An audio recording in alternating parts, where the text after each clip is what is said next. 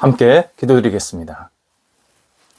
하나님, 저희를 위해 끊임없이 일하시는 주님과 함께 하루를 시작하게 하심을 감사드립니다. 저희도 주님과 동행하며 움직이며 살아있는 영혼이 되게 하옵소서.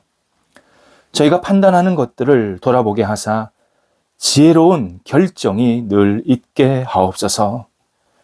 저희가 행하는 일들을 돌아보게 하사 올바른 일들이 늘 이어지게 하옵소서. 저희가 말하는 내용을 돌아보게 하사 온유한 표현들이 가득 있게 하옵소서. 저희가 품는 마음을 돌아보게 하사 따뜻한 정서가 드러나게 하옵소서. 일어나서 잠잘 때까지 주님과 동행하게 하옵소서. 잠자고 일어날 때까지 주님의 보호하심 아래 있게 하옵소서.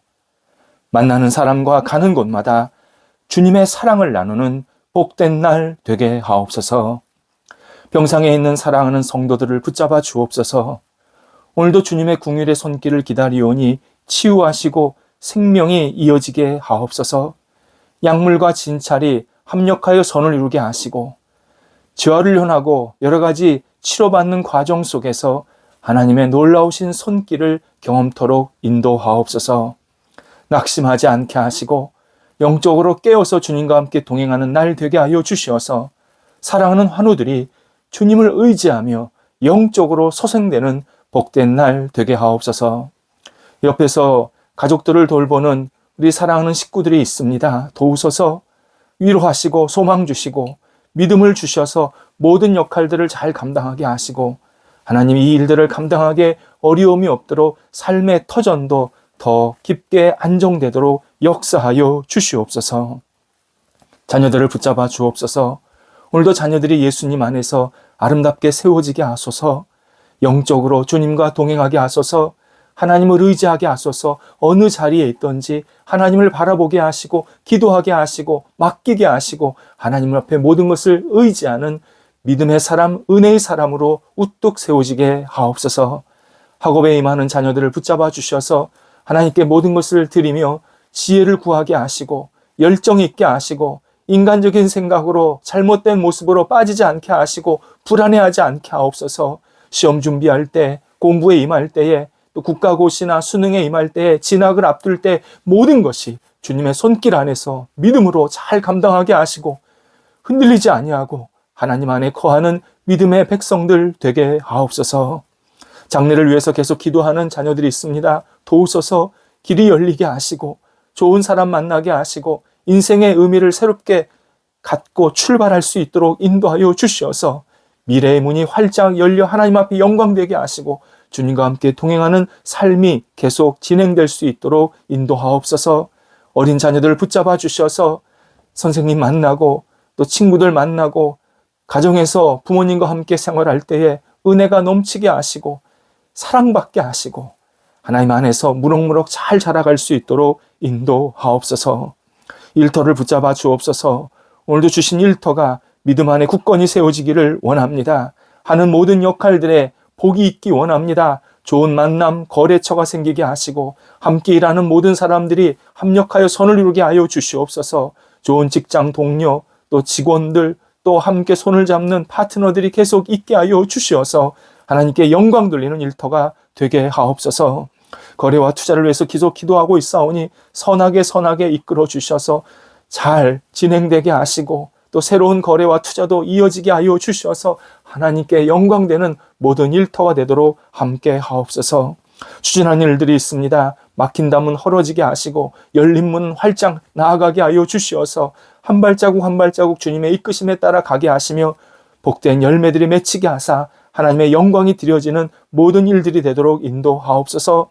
새롭게 출발하고 도전하는 우리 성도들을 붙잡아 주시어서 담대하게 하시고 지혜롭게 하시고 열정 있게 앞을 향해 나아갈 수 있도록 모든 여건들을 주장하시며 좋은 일거리들 또 좋은 새로운 시작이 계속 생길 수 있도록 성령께서 친히 은혜와 복으로 함께 하옵소서.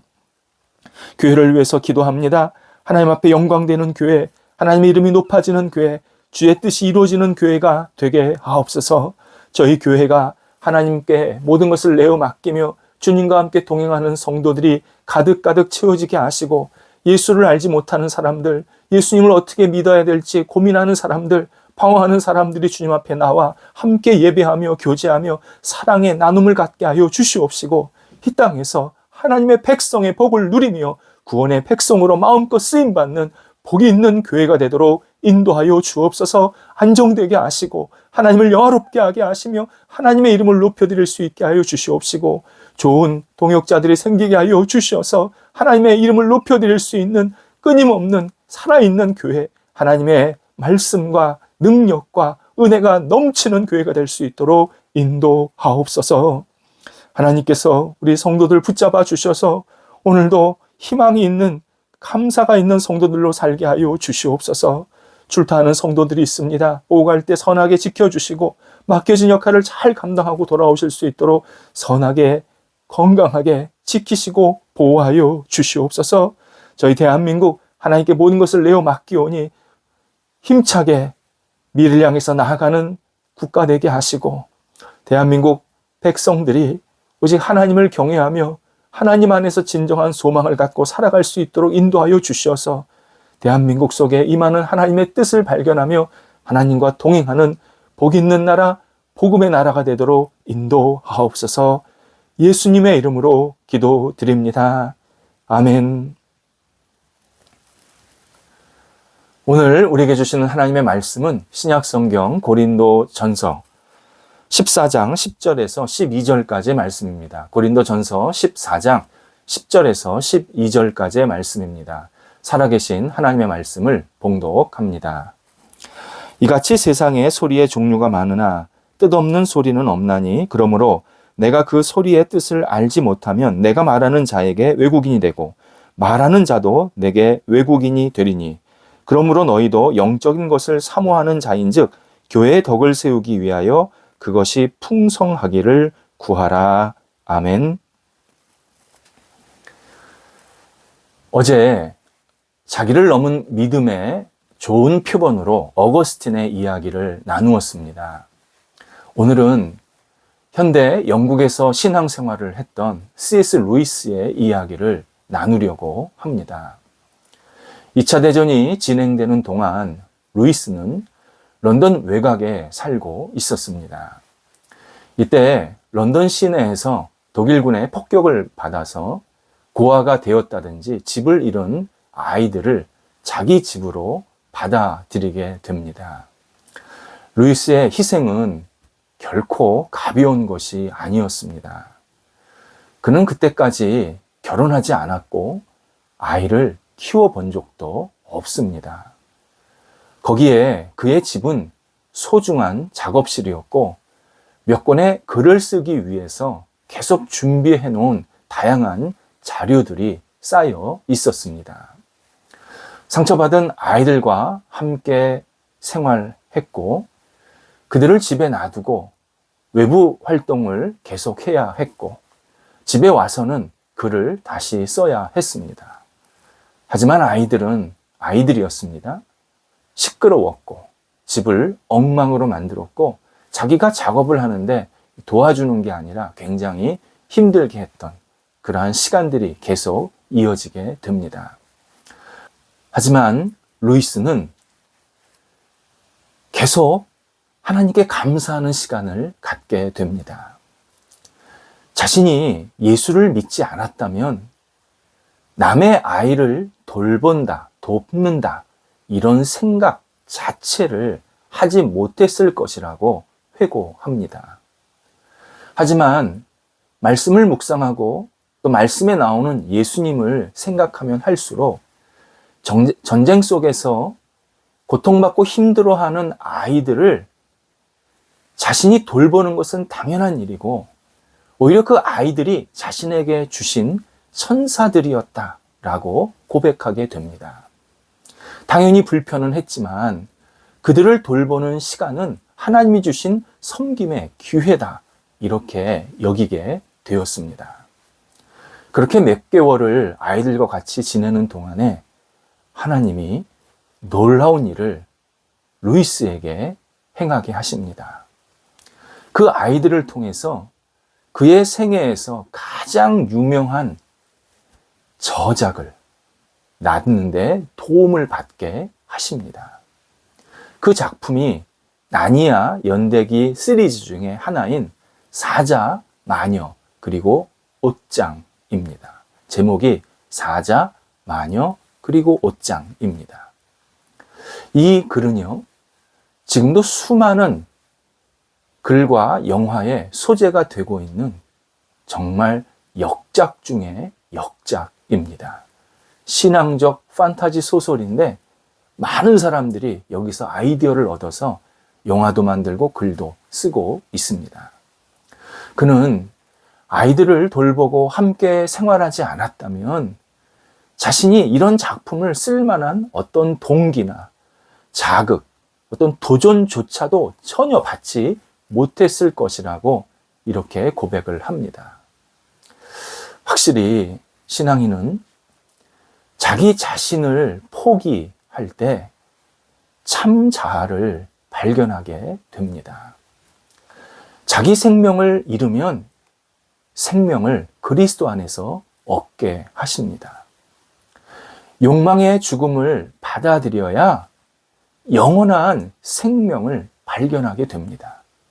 신앙인의 자아가 죽지 않으면요, 절대 부활할 수가 없습니다. 죽지 않았는데 어떻게 부활을 합니까? 내 자아가 죽어야 부활을 합니다. 자아가 죽고 예수 그리스도 안에 거하고 예수 그리스도를 추구하면 신앙인은 예수 그리스도 안에서 진리를 발견하게 됩니다. 그리고 그분 안에서 던진 모든 것이 예수 그리스도와 함께 다시 찾게 되는 놀라운 경험을 하게 됩니다. 자기를 극복하는 믿음, 분명히 희생이 뒤따릅니다. 자기 자신에게만 초점을 맞춤으로 얻는 그러한 이익, 사실 그런 이익이 안 생길 수도 있습니다. 하지만 나 자신을 넘어서는 믿음을 가지면 그러한 나만을 추구하는 그러한 이익과는 비교할 수 없을 정도의 큰 유익을 얻게 하십니다. 그래서 오늘 바울이 본문 12절에서 우리가 하나님께 은사를 구할 때, 어떤 은혜나 어떤 능력을 구할 때 교회의 덕을 세우기 위해서 구하라, 이렇게 분명히 우리에게 권면해 주고 있습니다. 교회의 덕을 세우기 위해서 우리의 은사가 풍성해지기를 구해야 된다. 그게 우리가 은사를 구하는 근본적인 이유여야 한다라고 말씀합니다. 교회의 덕을 위한 은사란 공동체와 타인을 위해서, 나 자신이 아니라 공동체와 타인을 위해서 사용되는 은사나 능력이나 행동을 말합니다. 자신을 위해서만 사용되는 은사는 그것이 아무리 큰 은사, 대단한 은사, 위대한 은사, 놀라운 은사, 그런 은사일지라도 자기 자랑으로 빠지게 되고 하나님의 영광이 전혀 드러나지 못하게 된다. 이렇게 우리에게 설명해 주고 있습니다. 자기 자신의 유익만을 위해 은사를 구하는 것은 11절, 12절에서 뜻을 알지 못하는 소리라고 비유를 하고 있습니다. 바울에 의하면 분명히 모든 소리에는 뜻이 있습니다. 의미가 있습니다. 그런데 자기만의 만족을 위해서 은사를 구하는 것은 저 사람이 무슨 말인지 전혀 알지 못하고 들리지 않는 잡음뿐이라고 설명을 합니다. 내가 어떤 소리를 하는데 저 사람은 전혀 알아듣지를 못하는 겁니다. 저 사람이 어떤 소리를 하는데 내가 전혀 알아듣지를 못하는 겁니다. 그게 뭐냐? 자신의 유익만을 위해서 구하는 은사가 그렇다는 겁니다. 나만 좋은 거지 다른 사람에게 전혀 영향력을 줄 수가 없다라는 겁니다.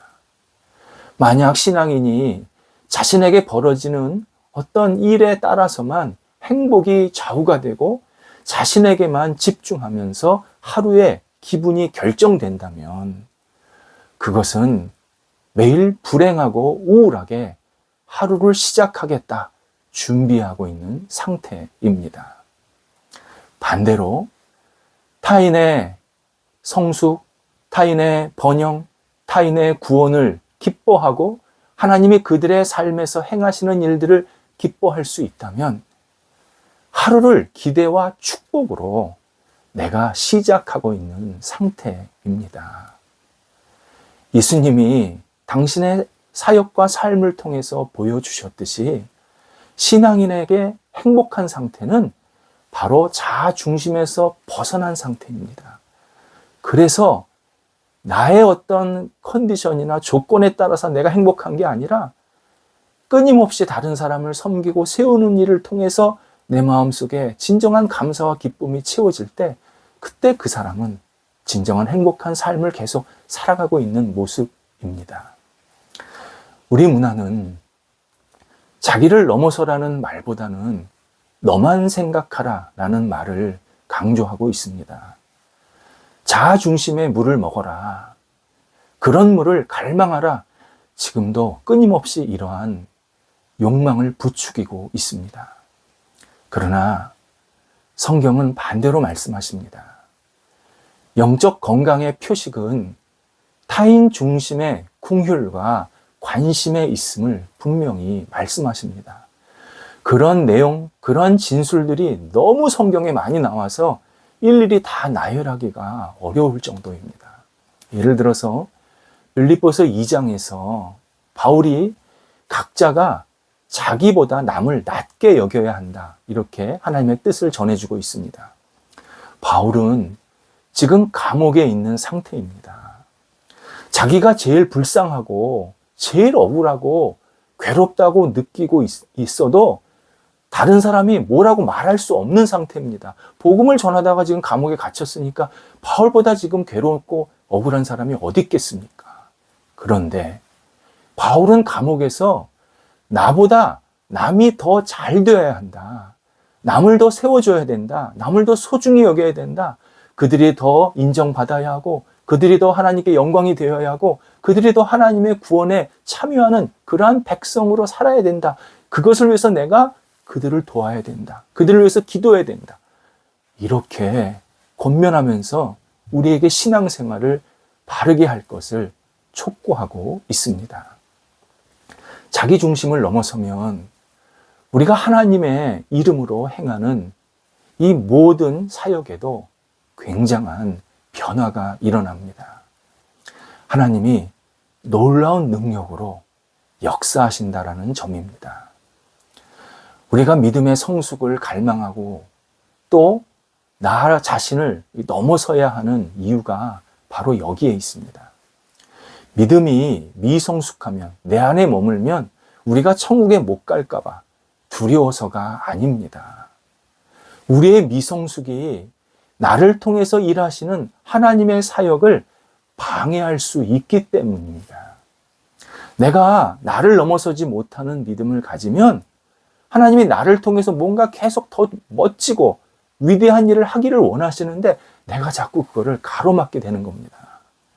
하나님은 더 크고 놀랍게 일하시려고 계속 우리와 함께 하시는데 우리의 부족함이 하나님의 하시는 일에 걸림돌이 될 수 있기에 하나님께 우리의 믿음의 성숙을 놓고 계속 기도해야 합니다. 물론 하나님은 우리와 함께 하시면서 부족하고 단점까지도 그렇게 활용해서 일하십니다. 근데 그건요, 하나님이 하시는 역할입니다.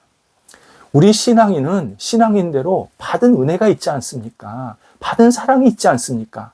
바로 그 받은 은혜와 사랑대로 내 안에 갇혀있는 옛 습성, 과거 생활 방식, 나밖에 모르는 그런 이기적인 믿음에서 반드시 벗어나야 합니다.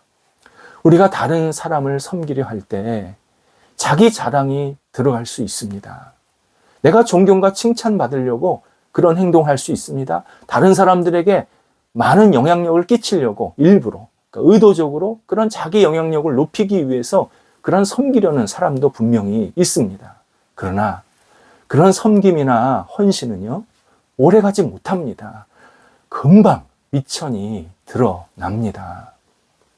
반면 우리가 자기 자신을 극복하면 자유롭게 하는 진리를 경험하게 하십니다. 하나님의 힘으로 일하고 하나님의 능력으로 열정적으로 움직이게 하시고 하나님의 지혜를 의지하게 만드십니다.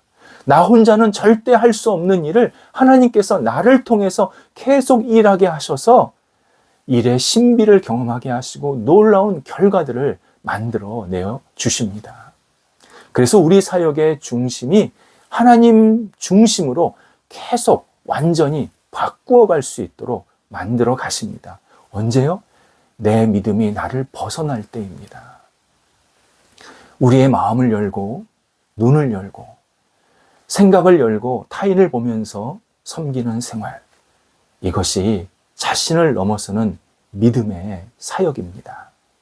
내가 봉사할 때, 내가 어떤 기도할 때, 어떤 역할을 할 때 나를 벗어나서 하나님이 보여주신 하나님 중심의 하나님께 영광이 되는 그러한 사역으로 계속 거듭날 때 하나님께서 더 크신 영광과 열매를 계속 맺고 받아 주십니다. 기도하겠습니다. 하나님, 저희들의 삶의 방향이 저 자신에서 우리 주변으로 계속 확산되게 하옵소서. 저희의 믿음이 저희 안에 갇히지 않게 하시고 모든 역할, 봉사, 헌신, 기도 그리고 삶이 내 중심에서 벗어나서 오직 하나님의 이름과 이 공동체 그리고 하나님께 기뻐하시는 영광을 위해서 쓰임받는 아름다운 삶과 사역이 될 수 있도록 인도하옵소서. 오늘도 저희들이 맡겨진 역할을 감당할 때 나만 바라보지 않게 하시고 눈을 열어 주변 사람들과 공동체를 함께 생각할 수 있는 넉넉함이 있게 하옵소서. 예수님의 이름으로 기도드립니다. 아멘.